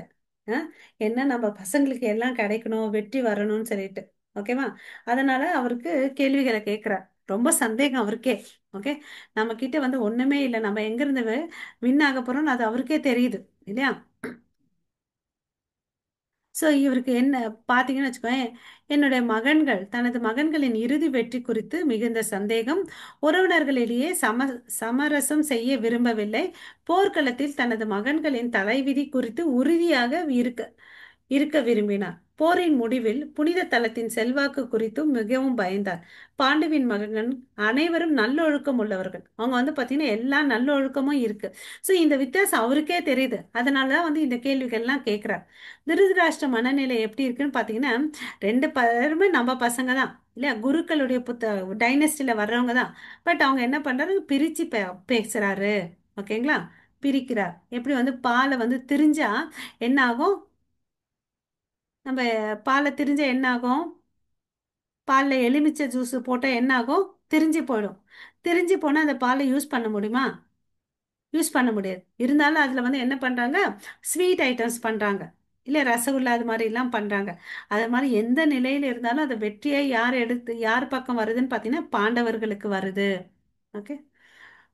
ஸோ இங்கே வந்து கிருஷ்ணருடைய திட்டம் என்னன்னு பார்த்தீங்கன்னா, எப்படி ஒரு விவசாயிக்கு தேவையில்லாத களைகளை எடுக்கிறாரோ, இங்கே வந்து தேவையில்லாத களைகள் யாரு?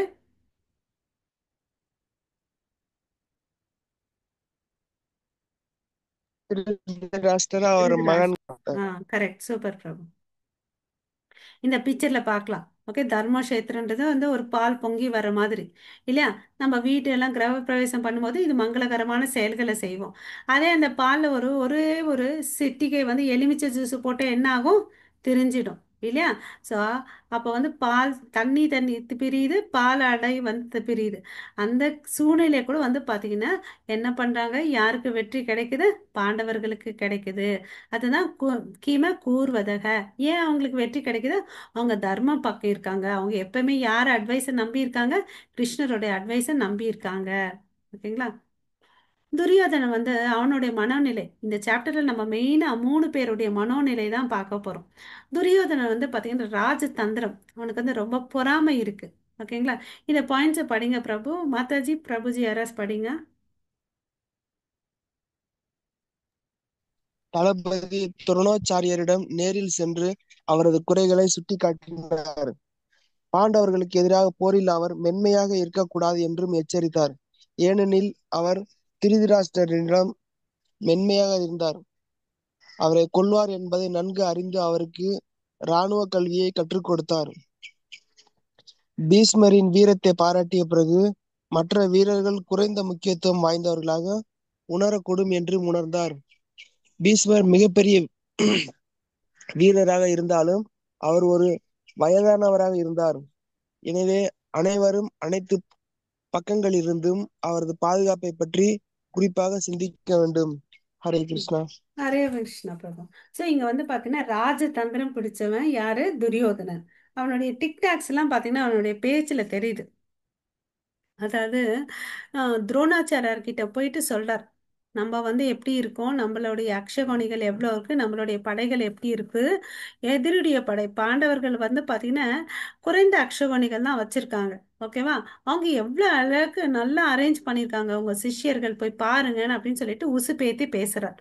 அப்புறம் வந்து பார்த்தீங்கன்னா, நீங்க அவங்க கிட்ட வந்து ரொம்ப சாஃப்டா இருக்கக்கூடாது. ஏன்னா திருஷ்டத்யும்னனுக்கு வந்து இவர் தான் எல்லா வித்தைகளை கொடுத்துருக்கார். மிலிட்ரி ஆர்ட்ஸ் எல்லாத்தையும், மார்ஷல் ஆர்ட்ஸ் எல்லாத்தையும் கற்று கொடுத்துருக்கார். ஓகேவா? திருஷ்டத்யும்னன் வந்து ஆஹ், அவர்கிட்ட வந்து நீங்க சாஃப்டா இருக்கக்கூடாது. ஏன்னா ஏற்கனவே தெரியும் திருஷ்டத்யும்னனால துரோணாச்சாரியார் வந்து கொல்லப்படுவார் அப்படின்னு சொல்லிட்டு. அதனால வார்ன் பண்றார். நீங்க வந்து ரொம்ப கடுமையா இருக்கணும், அவங்க கிட்ட மென்மையா இருக்கக்கூடாது. ஏன்னா இந்த துரோணருக்கும் சரி பீஷ்மருக்கும் பாண்டவர்களை ரொம்ப பிடிக்கும். ஏன்னா அவங்க வந்து ரொம்ப ஒபீடியண்டா இருப்பாங்க. அது இல்லாம அர்ஜுனன் பார்த்தீங்கன்னா சிறந்த வில்லாளி. ஓகேவா? எல்லா கலைகளும் வந்து நல்ல செவ்வனே வந்து கை தேர்ந்து பயிற்சி பண்ணுவார். அதனால அவங்களுக்கு பிடிக்கும். அதனால இவருக்கு என்ன பயம்னா இப்ப வந்து பாராபட்சம் பண்ணி அவங்க கையில வந்து விட்டு கொடுத்துட்டு போறாங்களோன்னு சொல்லிட்டு ஒரு பயம் அவருக்கு. அதனால வந்து இவங்களை எல்லாரையும் வார்ன் பண்றார். ஓகேவா? பீஷ்மர் வந்து பாத்தீங்கன்னா வீரத்தை வந்து ஃபர்ஸ்ட் பாராட்டுறார். ஓகேவா? நீங்க தான் கிரேட். எதிரில் இருக்கவங்கலாம் வந்து உங்க வயசுல உங்களுடைய அனுபவ அளவுக்கு வயசு கூட அவங்களுக்கு இல்ல. எதிரி படையில யார் இருக்கிறது? பீமன், அர்ஜுனன் அவங்க இருக்காங்க. இந்த பக்கம் யார் இருக்காங்க? வயதில் மூத்தவர்கள் துரோணாச்சாரியா, பீஷ்ம பிதாமகா எல்லாம் இருக்காங்க. ஸோ இங்கெல்லாம் வந்து இவங்களோட எக்ஸ்பீரியன்ஸ் ஏஜ் அவங்களுக்கு இல்லை. அதனால இவனுக்கு என்னன்னா ஒரு அகங்காரம், நம்ம தான் வந்து வின் ஆக போறோம் அப்படின்னு சொல்லிட்டு. ஓகேவா? இதெல்லாம் சொல்லிட்டு மறுபடியும் என்ன சொல்றாங்க? இப்படியெல்லாம் பேசிட்டாரு இல்லையா, ராஜதந்திரம் அங்க இருக்கக்கூடிய படைக்க வீரர்கள் கிட்ட சொல்றாங்க, பாருங்க பீஷ்ம பிதாமகா வந்து ரொம்ப ஏஜ் ஆயிருக்கு, அவரால் எப்படி சண்டை போட முடியுன்றது தெரியல. பட் நீங்க என்ன பண்ணணும், அவங்களுக்கு வந்து பாதுகாப்பு கொடுக்கணும், எல்லா பக்கத்துகளும் நீங்க வந்து பாதுகாப்பு கொடுக்கணும் அப்படின்னு சொல்லிட்டு பேசி முடிச்சிட்டு போறார். எவ்வளவு அளவுக்கு நாசுக்கா பேசுறாருன்றதை நம்ம புரிஞ்சுக்கணும். ஓகேவா? ஸோ பாண்டவர்கள் பக்கம் யார் யார் இருந்தாங்கன்னு பார்த்தீங்கன்னா, யாருக்கையாவது பகவத்கீதை இருக்கா? ஹரே கிருஷ்ணா. சரி. பாண்டவர் அணியில வந்து யார் இருக்காங்கன்னு படிங்க பிரபு. மாதாஜி கௌரவர் பக்கம் நீங்க யார் இருக்காங்கன்னு படிங்க.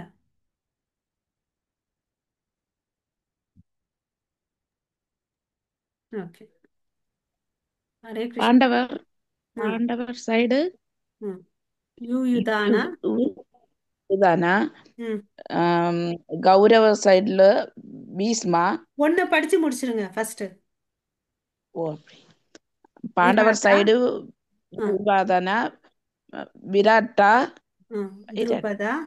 द्रोणाचार्य துருபாதா, துரோணாச்சாரியா, சிஹிதானா, இல்ல மாதாஜி, ஒரு ஹசிராஜா. நிமிஷம் இப்படி படிக்கணும், மேல இருந்து கீழே படிக்கணும்.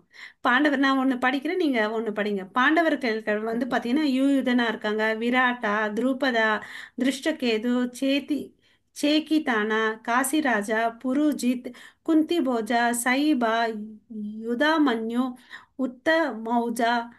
அப்புறம் வந்து திரௌபதி மற்றும் சுபத்ராவுடைய மகன்கள் வந்து யார் பக்கம் இருக்காங்க? பாண்டவர்கள் பக்கம் இருக்காங்க. ஆனா இங்க வந்து பாத்தீங்கன்னா கௌரவர் படையில யார் யார் இருக்காங்க? ம் பீஸ்மா, ம் துரோணாச்சாரியா, ம் கர்ணா, கிருபா, கர்ப்பா, கிருப்பா, விகர்ணா, விகர்ணா, அஸ்வத்தாமா, சௌமதத்தி, சௌமதானி, ம், சௌமதத்தி, புரீஸ்வரா, பாய், ஈஸ்வரா, ஜெய ஜெயத்ரதா. ரத்னா, ம் கீர்த்தவர்மா, ம் ம் ம். சல்வா, சல்யா. கௌரவாஸ். ம் ஸோ சல்ய இங்கெல்லாம் வந்து சல்ய பார்த்தீங்கன்னா படைகளில் வந்து நல்ல சிறந்த வீரர்கள் இருக்காங்க. யார் பக்கம்? கௌரவர் படையில. இவங்க பக்கம் வந்து பார்த்தீங்கன்னா 11 அக்ஷகோணிகள் இருக்கு. பாண்டவர்கள் பக்கம் பார்த்தீங்கன்னா 7 அக்ஷகோணிகள் தான் இருக்கு. ஸோ ஒரு அக்ஷகோணின்னா எவ்வளோன்னு பார்த்தீங்கன்னா, அங்கே வந்து படையினும் போது காலாட்படை இருக்கும், குதிரைப்படை இருக்கும், யானைப்படை இருக்கும், தேர்ப்படை இருக்கும். ஒரு அக்ஷகோணி ஈக்குவல் டுன்றது வந்து பார்த்தீங்கன்னா 1,09,350 காலாட்படைகள் இருக்கும். ஓகேங்களா? அதே மாதிரி இன்ட்டு 5 போட்டுக்கணும். ஓகேங்களா? அது மாதிரி 65,610 குதிரை படைகள் இருக்கும். 21,870 யானைப்படைகள் இருக்கும்.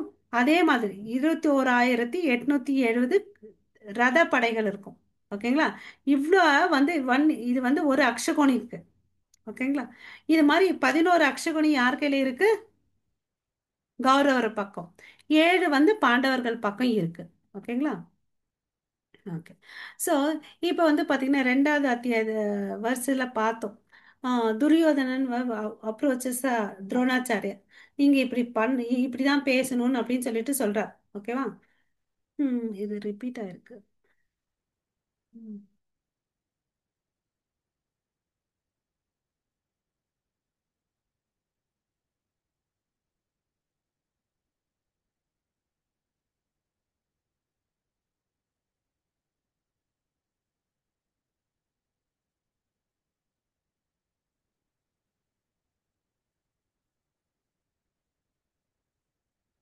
இது படிங்க மாதாஜி.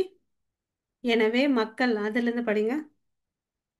எனவே மக்கள் இந்த சிறந்த போராளிகளை குறிப்பிடுவதன் மூலம் நாம் என்ன என்ன ஆன்மீக முன்னேற்றத்தை அடைகிறோம்? ஏனென்றால் நாம் ஜெபிக்க ஜெபிக்க வேண்டும் ஹரே கிருஷ்ணா மகா மந்திரம். எனவே இந்த சிறந்த போராளிகளின் பெயர்களை ஜெபிப்பதன் மூலம் நாம் என்ன பெறுகிறோம் என்ற கேள்வி அங்கு எழுப்பப்படலாம். ஆனால் விஷயம் என்னவென்றால் நிர்பந்த கிருஷ்ணா சம்பந்தே கிருஷ்ணருடன் தொடர்பு இருக்கும் போதெல்லாம் அதுவும் கிருஷ்ணராக மாறுகிறது. இது தத்துவ புரிதலின் நுட்பமான படிவம். ஸோ இது வந்து பார்த்தீங்கன்னா இம்பார்ட்டன்ட் வேர்டு, நம்ம இதை புரிஞ்சுக்கணும். நிர்பந்தக கிருஷ்ண சம்பந்தே, எந்த பொருளெல்லாம் கிருஷ்ணருடைய சம்பந்தம் பட்டிருக்கோ அது எல்லாமே என்ன ஆகுது? கிருஷ்ணராக மாறுகிறது. எப்படி ஒரு இரும்பு கம்பியை வந்து நம்ம நெருப்பில் வச்சோன்னு வச்சுக்கோங்களேன், அது என்ன ஆகும்? அந்த நெருப்புடைய தன்மையை வந்து பழுத்த கம்பியாக மாறிடும். அதனுடைய வெப்பம் சூடு எல்லாமே அதுக்கு கலர் எல்லாம் வந்து அந்த இரும்பு கம்பிக்கு வருது. அது மாதிரி எந்த பொருட்கள்லாம் வந்து கிருஷ்ணரோட சம்பந்தப்படுதோ அதெல்லாம் என்ன ஆகுது? ஃபுல்லா வந்து கிருஷ்ணர் மயமாகிறதுன்னு அப்படின்னு சொல்றார். இங்க வந்து பாத்தீங்கன்னா இந்த குருஷேத்திர போர்ல லட்சக்கணக்கான மக்கள் வந்து இறந்துட்டாங்க. இதுவரை ஹிஸ்டரியில் அவ்வளோ அளவுக்கு யாருமே இறந்ததில்லை. இங்க தான் வந்து பாத்தீங்கன்னா ஹையஸ்ட் டெத் ஆயிருக்குது. ஸோ அவங்களுக்கு என்ன ஆச்சு? கிருஷ்ணர் அவங்க கிருஷ்ணர் கடவுள் தெரிஞ்சவங்களுக்கும் சரி தெரியாதவங்களுக்கும் சரி அவர் கண் முன்ன இறந்த எல்லாருக்கும் என்ன கிடைச்சிச்சு? மோட்சம் கிடைச்சிச்சு. அது குதிரையா இருக்கட்டும், யானையா இருக்கட்டும், மனுஷனா இருக்கட்டும், யாரா இருக்கட்டும், என்னாச்சு? எல்லாருக்குமே வந்து மோட்சம் கிடைச்சு. அந்த பாயிண்ட் தான் நம்ம இங்க புரிஞ்சுக்கணும். நிர்பந்தக கிருஷ்ண சம்பந்தே. ஸோ கிருஷ்ணருடைய சம்பந்தத்தால ஒருத்தங்களுக்கு என்ன ஆகுது? நன்மை தான் விளைவிக்கும். இது வந்து நுட்பமான விஷயம். இதை வந்து நம்ம புரிஞ்சுக்கணும். ஓகேவா? ஸோ மத்தாஜி இதை ஸ்லோகமும் பொருளுரையும் படிங்க. ஹரே கிருஷ்ணா. அந்யே ச பகவத் சீரா மத் அர்த்தே இத்யக்த ஜீவிதா நானா சாஸ்திர பிரகரணா சர்வே யுத்த விசாரதா. எனக்காக தாங்கள் உயிரை கொடுக்க தயாராக இருக்கும் இன்னும் பல வீரர்கள் உள்ளனர். அவர்கள் அனைவரும் பல்வேறு வகையான ஆயுதங்களுடன் நன்கு ஆயுதம் ஏந்தியவர்கள். மேலும் அனைவரும் இராணுவ அறிவியலில் அனுபவம் வாய்ந்தவர்கள். So, அரே இங்க வந்து என்ன சொல்றாரு? இந்த மனோநிலை யாரோடதுன்னு பாத்தீங்கன்னா துரியோதனோட மனோநிலை. அங்க வந்து யார் யார் இருக்காங்க? ஜெயத்ரதா, கிருத்தவர்மா, சல்லியா எல்லாம் இருக்காங்க. அவங்க வந்து பாத்தீங்கன்னா துரியோதன பக்கம் தான் சண்டை போடணும்னு சொல்லிட்டு வந்துட்டாங்க அவங்களோட அணியில. அவங்க வந்து பாத்தீங்கன்னா இந்த போர்ல வந்து என் உயிரை கூட வேணும்னாலும் தியாகம் பண்றேன். பட் யாருக்கு வெற்றி வரணும்? துரியோதனுக்கோசம் தான் உயிரையே கொடுக்கறதுக்கு ரெடி ஆயிட்டாங்க. வெற்றி இவங்க பக்கம் தான் வரணும்னு அப்படின்னு சொல்லிட்டு அவர் நினைக்கிறார். ஓகேங்களா? ஸோ நம்ம போன ஸ்லோகத்தில் பார்த்தோம் யார் யார் இருந்தாங்க. ஆஹ் பீஷ்மா, கருணா, கிருபா, அஸ்வத்தாமா, விகர்ணா, அப்புறமா சோமதத்தாவுடைய பையன் புரிஸ்ரவா, இவங்க எல்லாம் இருந்தாங்க.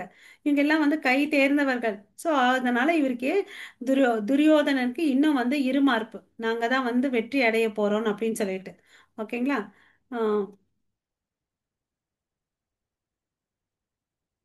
ஓகே. ஸோ இந்த பாயிண்ட்ஸ் நம்ம ஆல்ரெடி பார்த்துருக்கோம். துரியோதன் வந்து ராஜதந்திரம், பீஷ்மருக்கு வந்து வயசாயிடுச்சு, அதனால எல்லா பக்கத்துலையும் வந்து பாதுகாப்பு கொடுங்கன்னு சொல்லியிருக்காங்க. பீஷ்மர் வந்து பார்த்தீங்கன்னா இரக்கமாக இருக்கக்கூடாது. ஏன்னா ஆஹ், அவங்க பக்கம் எதிரி வந்து வின் ஆயிடுவாங்கன்னு அப்படின்னு சொல்லிட்டு சொல்றார். இப்போ வந்து இந்த பீஷ்மருக்கு வந்து என்ன பண்ணுறாருன்னு பார்த்தீங்கன்னா இந்த துரியோதனுக்கு வந்து சமாதானப்படுத்தணும். ஏன்னா அவன் ரொம்ப டென்ஷனாக இருக்கான் இல்லையா? இது பீஷ்ம தேவர் மேலே அவனுக்கு ஒரு சந்தேகம் கூட. ஓகே. அது வந்து அவருக்கு புரியுது பீஷ்மருக்கு. இவன் இப்படியெல்லாம் நையாண்டியா பேசிட்டு இருக்கானே, அவருக்கு புரியாதா அவருடைய அனுபவத்துக்கு? ஸோ இவருக்கு என்ன ஒரு கான்ஃபிடென்ட், பீஷ்ம தேவர் வந்து என்ன ஒரு கான்ஃபிடென்ட்னு பார்த்தீங்கன்னா, நம்ம எல்லாம் வந்து சூதாட்டம் ஆடணும். பாண்டவர்களை தோத்தோம். அப்பயும் அவர் ஒன்றும் பேசல. குறிப்பா எப்ப வந்து திரௌபதி மாதாவோட துயில் உறிஞ்சுமோ அப்பயே இவர் அமைதியா இருந்தார் இல்லையா? அப்ப நியாயம் தர்மத்தை வந்து அரசவையில் இருக்கக்கூடிய பெரியவர்கள் வந்து பேசணும். பட் அந்த சமயத்துல இவர் பேசவே இல்லை இல்லையா? அதனால அவருக்கு வந்து அப்பயே வந்து ரொம்ப தைரியம் இருந்துச்சு. ஓகே. ஸோ இவர் வந்து நமக்கோசம் வின் பண்ணுவாரு, வாதா சண்டை போடுவாருன்னு சொல்லிட்டு அங்கேயே சும்மா இருந்தவர் இங்க வந்து சும்மா இருக்க போறாரான்னு சொல்லிட்டு அவர் மேல எல்லாம் ஒரு நம்பிக்கை. பட் அவங்களுடைய காலகட்டம் என்னன்னு பார்த்தீங்கன்னா, அவங்க அவங்க கீழே அரசாங்கத்துக்கு கீழே இருக்கிறாங்க இல்லையா? அதனால அவங்களால வந்து எங்க எதுவும் பேச முடியல. அதனால தான் திரௌபதி மானம் பங்கம் பண்ணும்போது கூட அவர் அமைதியா இருந்தார். ஓகேவா? இப்போ வந்து பார்த்தீங்கன்னா, இவனுக்கு வந்து டவுட் இருக்குதுன்றதை அவர் புரிஞ்சுக்கிட்டார். ஸோ இவனை திருப்திப்படுத்துறதுக்கோசம் அவர் என்ன பண்றாரு, தன்னுடைய சங்கை எடுத்துட்டு ரொம்ப சத்தமா ஊதுறார். சத்தமா ஊதுறார். சரிங்களா? சத்தமா ஊதுன பிறகு துரியோதனன் அதுல இருந்து தெரியுது. ஆப்போசிட்ல இருக்கவங்க என்ன பண்றாங்க, அவங்க கிட்ட இருக்கக்கூடிய தெய்வீக சங்குகள் வந்து ஊதுறாங்க. எப்பவுமே வந்து பாத்தீங்கன்னு வச்சுக்கோங்களேன், ஒரு சண்டை நடக்கிறதுக்கு முன்னாடி அங்க வந்து மேல தாளங்கள், அப்புறம் வந்து சங்கு நாதங்கள்லாம் வந்து முழக்கம் போடுவாங்க. ஸோ அதை வந்து யார் யாருடைய சங்கு என்னன்றதை பார்க்கலாம். ஓகேவா? ஸோ பீஷ்மர் வந்து பாத்தீங்கன்னா தன்னுடைய கடமைக்கோசம் வந்து போரிடுகிறார். ஓகேங்களா? ஸோ அங்க என்னென்ன சங்குகள், மேளங்கள், ஊதுகுழல்கள், எக்காளங்கள் மற்றும் கொம்புகளின் ஆரவாரமான ஒலி வந்து எல்லாத்தையும் உற்சாகமா வாசிக்கிறாங்க. அதனால மிகப்பெரிய சத்தம் அங்க ஆரவாரமா இருக்கு. ஓகேவா? ஆஹ் பிரபு இந்த ஸ்லோகம் படிங்க. ஸ்லோகம். தஸ்ய சஞ்சனயன் ஹர்ஷம் குருவிர்தம் பிதாமகம் சிம்ஹநாதம் வினோத்யோத்ச சங்கம் தத்மோ பிரதாபவன். பின்னர் குரு வம்சத்தின் வீரருக்கு தாத்தாவும் போர் வீரர்களின் தாத்தாவுமான பீஷ்மர் தனது சங்கை மிகவும் சத்தமாக ஊதி சிங்கத்தின் கர்ஜனை போன்ற ஒலியை எழுப்பி துரியோதனனுக்கு மகிழ்ச்சியை தந்தார். ஸோ துரியோதனுக்கு வந்து சந்தோஷம் கொடுக்கணுன்றதுக்கோசம் இவர் என்ன பண்றாரு, ஒரு சிங்கம் எப்படி கர்ஜித்த எப்படி ஒரு சத்தம் வருமோ அது மாதிரி ஒரு நாத ஒலியை வந்து ஏற்படுத்துறார். ஓகேங்களா? இதனால என்ன ஆகுறான், பட் இவ்வளோ அளவுக்கு சத்தம் வந்தாலும் அதுல இருந்து என்ன தெரியுதோ அவங்க வந்து வெற்றி அடைய போறது இல்லைன்றதை வந்து நம்ம நல்லா புரிஞ்சுக்கலாம். ஓகேவா? ஸோ அவர் வந்து பாத்தீங்கன்னா தன்னுடைய கடமை செய்யணும், அதுக்கோசம் கடமையா வந்து தான் இங்க செய்யறார். ஓகேங்களா? மாதாஜி இதை படிங்க மாதாஜி. हरे कृष्ण। तदा स्वेदर्हैर्युक्ते मगधी स्यान्ददे स्वौद माधव पाण्डव सैव ஈவௌ சங்கௌ பரமாத்மது. மறுபுறமும் வெள்ளை குதிரைகள் பூட்டப்பட்ட ஒரு பெரிய தேரில் நின்ற பகவான் கிருஷ்ணரும் அர்ஜுனனும் தங்கள் தெய்வீக சங்குகளை முழக்குகின்றனர். ஓகே. ஸோ இப்போ வந்து இந்த பிக்சர்ல நம்ம பார்க்கலாம், வெண்மையான குதிரையில வந்து கிருஷ்ணர் வந்து தேரோட்டியா இருக்கிறாரு. அதுல வந்து அர்ஜுனன் உட்காந்துட்டு போறார் இல்லையா? ஸோ இவங்க கையில என்ன இருக்குது, தெய்வீகமான சங்குகள் இருக்கு. அது என்னன்றதை நம்ம பார்க்கலாம். ஸோ கிருஷ்ணர் கிட்ட இருக்கிற சங்கு வந்து பாத்தீங்கன்னா பாஞ்சஜன்யம், அர்ஜுனன் கையில இருக்கக்கூடிய சங்கு வந்து தேவதத்தா, அப்புறம் வந்து பாத்தீங்கன்னா யுதிஷ்டர் கிட்ட இருக்கிறது வந்து பாத்தீங்கன்னா அனந்த விஜயா, நகுலா கிட்ட இருக்கிறது வந்து பாத்தீங்கன்னா சுகோஷா, சகாதேவ கிட்ட இருந்து இருக்கிறது வந்து மணிபுஷ்பகா, யுதிஷ்டர் கிட்ட இருக்குது பவுந்தரா. இந்த 5 பேரும் வந்து கிட்டயும் வந்து புனிதமான சங்கு இருக்கு. கிருஷ்ணர் கிட்டயும் வந்து பாத்தீங்கன்னா தெய்வீக சங்கு பாஞ்சஜன்யம் இருக்கு இல்லையா? ஸோ இந்த முழக்கங்கள் வந்த உடனே அங்க பேரு அதிர்வு வருது. அந்த பேர் அதிர்வுனால என்ன ஆகுது, எதிரிடைய மனசெல்லாம் வந்து நொறுங்கி போகுது இல்லையா? ரொம்ப பயம் இருக்குது. என்ன பயம்? மரண பயம் இருக்கு, தோத்து போயிடுவோன்ற ஒரு பயம். இந்த சங்கு நாதங்கள் வந்து பாத்தீங்கன்னா திவ்யமானது. இது வந்து சாதாரணமான சங்குகள் இல்லை, இதெல்லாம் வந்து தெய்வீகமானது, திவ்யமானது. அதே இப்போ வந்து பீஷ்ம பிதாமகா ஊதுனார், அதுக்கு ஏதாவது பெயர் இருக்கா? ஒண்ணுமே இல்லை. இங்கதான் வந்து பாத்தீங்கன்னா ஒவ்வொருத்தருக்கும் ஒரு பெயர்கள் இருக்கு. அப்புறம் வந்து கிருஷ்ணர் வந்து பாத்தீங்கன்னா எல்லா புலன்களை வந்து கண்ட்ரோல் பண்றவர். அதனால வந்து ரிஷிகேஷான் அப்படின்னு சொல்லிட்டு அவரை சொல்றார். ஓகேங்களா? ஏன்னா கிருஷ்ணர் வந்து பரமாத்மாவா ஒருத்தருடைய இருதயத்திலயும் இருக்கிறாரு. ஓகேவா? இப்போ பரமாத்மா இருக்காரு, ஒவ்வொரு உயிர் வாழ்களுக்குள்ள ஆத்மா இருக்கு, பரமாத்மா இருக்கு. இந்த ஜீவாத்மா எல்லாம் பார்த்தீங்கன்னா கடவுளுடைய அங்கத்துணுக்கு. அதை வந்து நம்ம புரிஞ்சுக்கணும். ஓகேவா? இதுதான் வந்து 15ல இருந்து 18 ஸ்லோகங்கள் வரையும் சொல்றாங்க. யார் யார் என்னென்ன சங்குகளை ஊதுறாரு. கிருஷ்ணர் வந்து பார்த்தீங்கன்னா இந்த இடத்துல வந்து மதுசூதனான் அப்படின்னு சொல்லிட்டு சொல்றாங்க. ஃபர்ஸ்ட் ரிஷிகேஷான்றதை பார்த்தோம். அதுக்கு அடுத்தது வந்து பார்த்தீங்கன்னா மதுசூதனா. ஓகே. ம். இந்த இப்போ படிக்கிற இந்த 15 to 18 ஸ்லோகத்தில் வந்து கிருஷ்ணருடைய பெயர்கள். கிருஷ்ணான்னா ஆல் அட்ராக்டிவ், ரிஷிகேஷான்னா புலன்களுடைய அதிபதி, மாதவான்னா அதிர்ஷ்ட தேவதையின் கணவர், அச்சுதான்ற வீழ்ச்சி அடையாதவர். ஓகேங்களா? என்னைக்குமே அவர் வீழ்ச்சி அடையாதவர். ஓகே. மதுசூதனா வந்து பார்த்தீங்கன்னா மது என்ற அசுரனை கொன்றவர். அதே மாதிரி கேசி என்ற அசுரனை கொன்றவர்னு சொல்லிட்டு நம்ம நேற்று பார்த்தோம். கோவிந்தா என்ன? புலன்களுக்கு இல்ல பசுகளுக்கு இன்பம் அளிப்பவர். வாசுதேவான என்ன பொருள்? வாசுதேவரின் மகன். தேவகி நந்தனான தேவகி மாதாவுடைய பையன். அதே யசோத நந்தனான யசோதா தாயின் மகன் வந்து கிருஷ்ணர். அதனால அவருக்கு இன்னொரு பெயர் என்ன இருக்கு? யசோத நந்தனா. இந்த கிருஷ்ணர் வந்து பாத்தீங்கன்னா அர்ஜுனனுக்கு தேரோட்டியா இருந்தாரு. அதனால அவருக்கு என்ன பெயர்? பார்த்த சாரதி. ஓகேங்களா? அப்புறம் எல்லா உயிரினங்களை வந்து பராமரிக்கிறார். அதனால அவருக்கு என்ன பெயர்? ஜனார்த்தனன். அப்புறம் வந்து செல்வத்தை வெல்பவர். அதனால அவரை வந்து பாத்தீங்கன்னா தனஞ்சயா. இது யாரோட பெயரு? அர்ஜுனனுக்கு இன்னொரு பெயர் இருக்கு. அது என்னன்னு பார்த்தீங்கன்னா குடாகேசா. அதாவது தூக்கத்தை வென்றவர். அவர் வந்து பார்த்தீங்கன்னா தூங்காம கூட இருப்பாருங்களாம். ஓகே. அதனால குடாகேசா. அப்புறம் வந்து பார்த்தீங்கன்னா அவங்க வந்து குந்தி தேவியின் மகன் இல்லையா? குந்தி அவங்க வந்து பார்த்தீங்கன்னா பிருதா அந்த இதில் வராங்க வம்சாவளியில். அதனால பார்த்தான்னு அவருக்கு பெயர் இருக்கு. ஸோ லாஸ்ட்ல 3 இருக்கு இல்லையா? அதெல்லாம் வந்து அர்ஜுனனுடைய பெயர்கள். தனஞ்செய்யா செல்வத்தை வென்றவர், பார்த்தா, குடாகேசா இதெல்லாம் அர்ஜுனன். மீத்த மேலே இருக்கிறது எல்லாத்தையும் வந்து பார்த்தீங்கன்னா கிருஷ்ணருடைய பெயர். ஸோ இந்த கிருஷ்ணருடைய பெயர்களை வந்து எது ரொம்ப ரொம்ப சிறந்தது? பல பெயர்கள் படித்தோம். கிருஷ்ணா, ரிஷிகேஷா, மாதவா, அச்சுதான்னு சொல்லிட்டு மதுசூதனா, தேவகி நந்தனா, நந்தநந்தனா, யசோத நந்தனா. இதுல எது ரொம்ப ரொம்ப அவருக்கு பிடிக்கும்? கிருஷ்ணா. யசோத நந்தனா இல்லையா? யசோதா மாதா கிட்ட எப்பயுமே உட்காந்துட்டு வளர்ந்துட்டு வந்தாரு இல்லையா? அதனால அது ரொம்ப ரொம்ப பிடிக்கும். கிருஷ்ணான்னா நம்ம ஆல் அட்ராக்டிவ் மாதாஜி. நமக்கு எல்லாருக்கும் பார்த்தீங்கன்னா அவர் மேலே ஒரு அட்ராக்ஷன் இருக்கும்.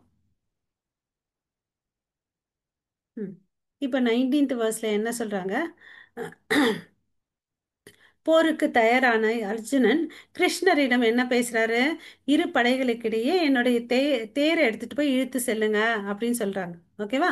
ஸோ இப்போ கிருஷ்ணர் வந்து எடுத்துட்டு போறார். ஓகேவா? அவரு எடுத்துட்டு போயிட்டு அர்ஜுனன் சொல்ற மாதிரி 2 படைக்கு நடுவில் வந்து தன்னுடைய ரதத்தை வைக்கிறார். ஓகேவா?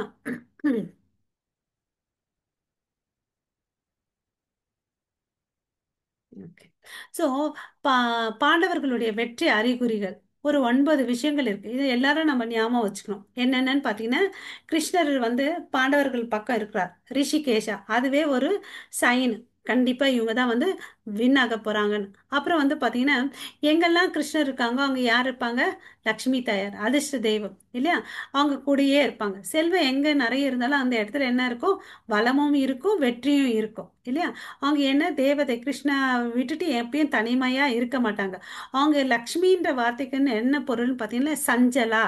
ஒரு இடத்துல நிரந்தரமா இருக்க மாட்டாங்க. ஒரு இடத்துல இருந்து இன்னொரு இடத்துக்கு போயிட்டே இருப்பாங்க. அவங்க தான் வந்து லக்ஷ்மி தேவி.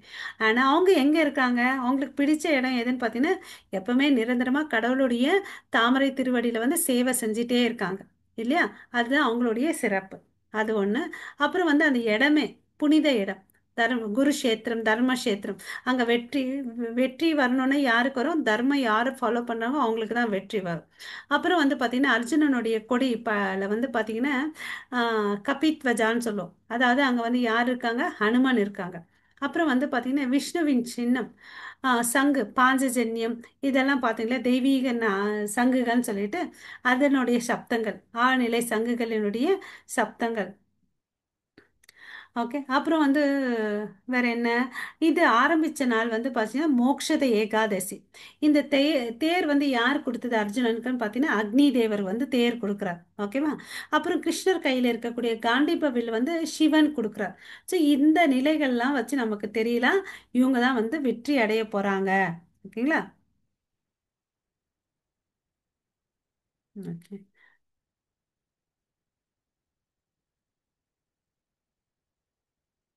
ம்.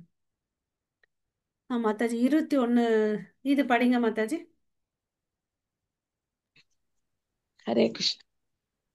அர்ஜுனன் பிரபுக்களை அஸ்யுத அஸ்யுத தவறாதவர் என்று அழைக்கிறார். தனது பக்தர்களிடம் உள்ள பாசத்தில் ஒருபோதும் தோல்வி அடையாதவர்கள் பகவான் கிருஷ்ணன். அன்பினாலும் காரணமற்ற கருணையினாலும் தேரோட்டி பதவியை ஏற்றுக்கொண்டார். பகவான் கிருஷ்ணன் தனது கலப்படமற்ற தூய பக்தர்களுக்கு சேவை செய்வதில் மகிழ்ச்சி அடைகிறார். எந்த நிலையிலும் அவரது மேலாதிக்கம் ஒருபோதும் சவால் செய்யப்படுவதில்லை. ஹரே ஹரே கிருஷ்ணா கிருஷ்ணா. மாதாஜி. ஸோ இங்க என்ன சொல்றாரு, அர்ஜுனன் சொல்றாரு, கிருஷ்ணா நீங்க எடுத்துட்டு போய் வண்டியை நடுவில் வைங்கன்னு அப்படின்னு சொல்றாரு. கிருஷ்ணர் வந்து பாத்தீங்கன்னா உயர்ந்தவர் இல்லையா? பட் இருந்தாலும் அவர் அந்த தேரோட்டி என்ற ஒரு பதவியை ஏத்துக்கிட்டு டிரைவரா வேலை செய்யறாரு. யாராவது நம்மள டிரைவர் வாப்பான்னு அப்படின்னு சொன்னா நமக்கு எப்படி இருக்கும்? ஒரு மாதிரி லோவா ஃபீல் பண்ணுவோம் இல்லையா? பட் அவர் அதான் பண்ணல. அவர் ஏன்னா பக்த வத்சலா. கிருஷ்ணர் யாரு? பக்த வத்சலா. பக்தர்களுக்கோசம் எதை வேணாலும் பண்ணுவார். ஓகேவா? எப்படியாப்பட்ட பக்தர்களுக்கு? தூய பக்தர்களுக்கு. ஓகேவா? ஸோ இங்க வந்து பாத்தீங்கன்னா அவருடைய காரணமற்ற கருணை. ஓகே, காரணமற்ற கருணையால கிருஷ்ணர் வந்து பாத்தீங்கன்னா அர்ஜுனன் கூட இருக்கிறார். ஓகேவா? அவர் கேட்டவுடனே அவர் எதுவும் தயங்கல. என்னப்பா நான் உனக்கு ஒத்துக்கிட்டதே பெரிய விஷயம், நீ சொல்ற இன்ஸ்ட்ரக்ஷன் எல்லாம் நான் ஃபாலோ பண்ணுமா அப்படிலாம் கேட்கல. அதே மாதிரி அந்த பொசிஷன் எப்படின்னு பாத்தீங்கன்னா அந்த போர்க்களத்துல வந்து சத்தம் நிறைய இருக்கும். காதுல பேசினாலாம் காதுல விழாது. அதனால ஷோல்டர் இருக்கு இல்லையா, ஷோல்டர்ல வந்து தான் காலை வச்சு ப்ரெஸ் பண்ணுவான். யாரு? அர்ஜுனன் வந்து ப்ரெஸ் பண்ணுவார். இடது பக்கம் போனா இடது ஷோல்டர் மேல ப்ரெஸ் பண்ணுவாரு. வலது பக்கம் போனா வலது தோள்பட்டை மேல அர்ஜுனன் வந்து கிருஷ்ணர் மேல கால் வச்சு ப்ரெஸ் பண்ணுவார். அப்ப அவர் அந்த டைரக்ஷன்ல போகணும். யோசிச்சு பாருங்க. தேரோட்டியா இருந்து அந்த தேரை வந்து சண்டை ஆன பிறகு அதை மெயின்டைன் பண்ணணும் இல்லையா?